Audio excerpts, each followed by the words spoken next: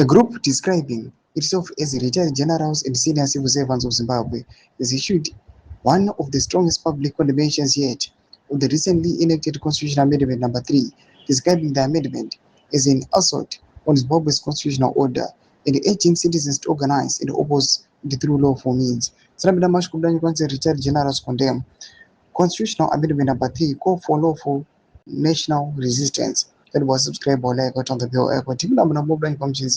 The statement in July 2026 and signed by Air Marshal Yandum Jena retired on behalf of the group comes barely 24 hours, but the President mnangagwa ascended to Constitutional Amendment Bill Number 3, which was subsequently gazetted as Constitutional Amendment Number 3. The intervention is significant because retired senior military officers have historically maintained a largely reserved public posture on contentious constitutional and political matters. The decision by retired members of the security establishment to publicly criticize a constitutional amendment is therefore likely to attract considerable political attention. In cause, our collective conscience will not allow us to remain silent. In their statement, the retired officers argue that the amendment represents far more than a routine constitutional adjustment.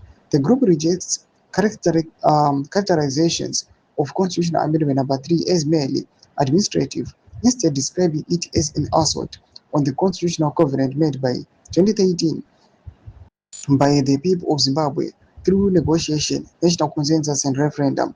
The statement repeatedly returns to the principle that Zimbabwe's constitution derives its authority from the people rather than from elected office holders. Comparison with the 1965 Unilateral Declaration of Independence. Perhaps the most striking features of the statement in its historical comparison between Constitutional Amendment Number 3 and the events surrounding the Unilateral Declaration of Independence (UDI) by the Rhodesian government on 11 November 1965. According to the retired officers, while the historical circumstances differ, both moments share what they describe as a common constitutional principle: power being exercised without the consent of the governed. Zimbabwe has, in spirit, if not in form, returned to the dark logic of 11 November 1965, the statement argues. Then it was called UDI.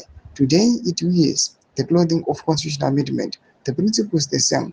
Power has placed itself above the people. The comparison is likely to generate considerable debate, given the historical significance of UDI in Zimbabwe's liberation narrative. Toma developments are kuda panguva inai achibva kune magenerals. Ndinakomesa kuchemberedza fundo yenyu muri kudipa musoro pechitwechi. So subscribe or like, hit on the bell icon.